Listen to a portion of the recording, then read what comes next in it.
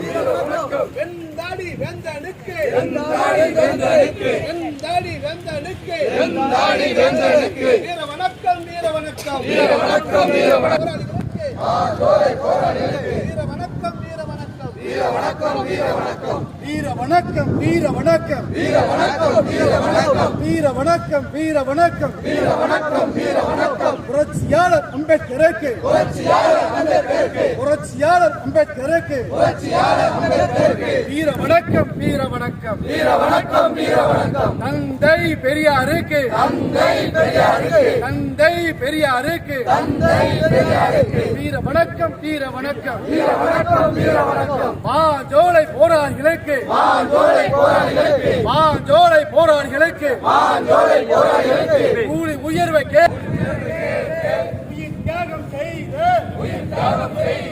மாஞ்சோலை போராளிகளுக்கு மாஞ்சோலை போராளிகளுக்கு ஆதி தமிழர் கட்சியே செம்மார்ந்த வீர வணக்கம் செம்மார்ந்த வீர வணக்கம் இப்படி திரும்பிக்க அண்ணே தலைவர் இங்க பார்த்து நிற்காங்க நீங்க பின்னாடி போங்க பின்னாடி போங்க வீர வணக்கம் வீர வணக்கம் வீர வணக்கம் வீர வணக்கம் வீர வணக்கம் வீர வணக்கம் வீர வணக்கம் வீர வணக்கம் மாஞ்சோலை போராளிகளுக்கு மாஞ்சோலை போராளிகளுக்கு மாஞ்சோலை போராளிகளுக்கு மாஞ்சோலை போராளிகளுக்கு வீர வணக்கம் வீர வணக்கம் வீர வணக்கம் வீர வணக்கம் ஆதி தமிழர் கட்சியே ஆதி தமிழர் கட்சியே ஆதி தமிழர் கட்சியே ஆதி தமிழர் கட்சியே செம்மார்ந்த வீர வணக்கம் செம்மார்ந்த வீர வணக்கம் செம்மார்ந்த வீர வணக்கம் செம்மார்ந்த வீர கட்சியே ஆதி தமிழர் கட்சியே ஆதி தமிழர் கட்சியே ஆதி தமிழர் கட்சியே செம்மார்ந்த வீர வணக்கம் அப்படி பிடிச்சிக்காங்க செம்மார்ந்த நீங்க எந்திரிக்காங்க நீங்க எந்திரிக்காங்க செம்மார்ந்த வீர வணக்கம்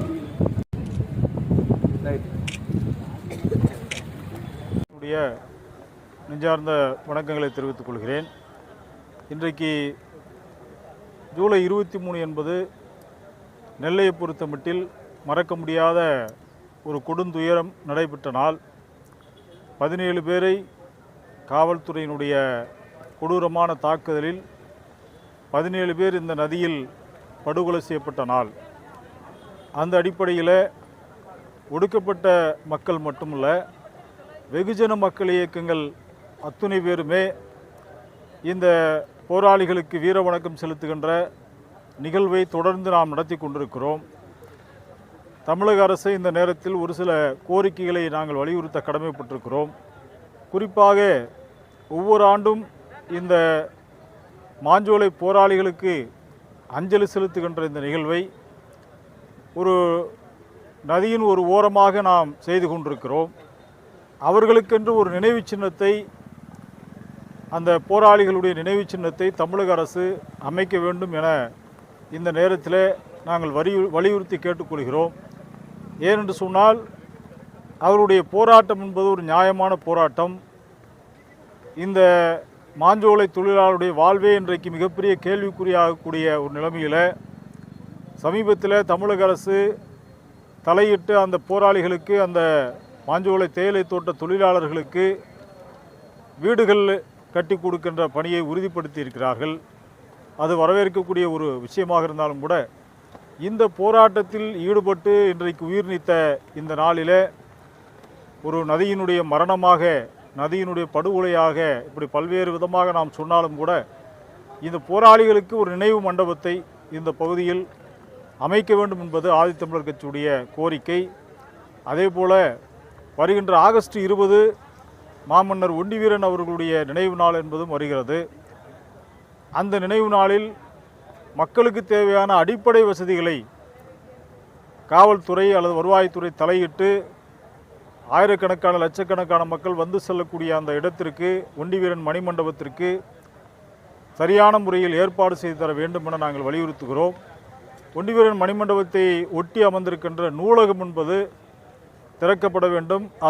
மேலும் அது சிறப்பாக கட்டியமைக்கப்பட வேண்டும் என்கிற கோரிக்கையும் நாங்கள் இந்த நேரத்தில் வலியுறுத்த கடமைப்பட்டிருக்கிறோம். சமீபத்தில் ஆதி திராவிடர் பழங்குடியினருடைய நல விடுதிகளை சமூக நீதி விடுதிகள் என்று தமிழக முதல்வர் அவர்கள் அறிவித்திருக்கிறார். வரவேற்கக்கூடிய ஒரு அறிவிப்பு தான். கண்டிப்பாக நாங்கள் அதை வரவேற்கிறோம்.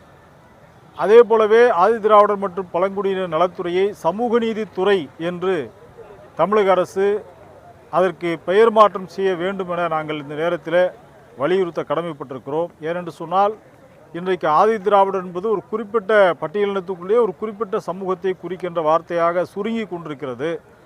ஆகவே சமூக நீதி விடுதிகள் என்று நீங்கள் அறிவித்தது போல இந்த துறையையும் சமூக நீதி துறை என்று அழைக்க வேண்டும் என நாங்கள் கோரிக்கை வைக்கிறோம்.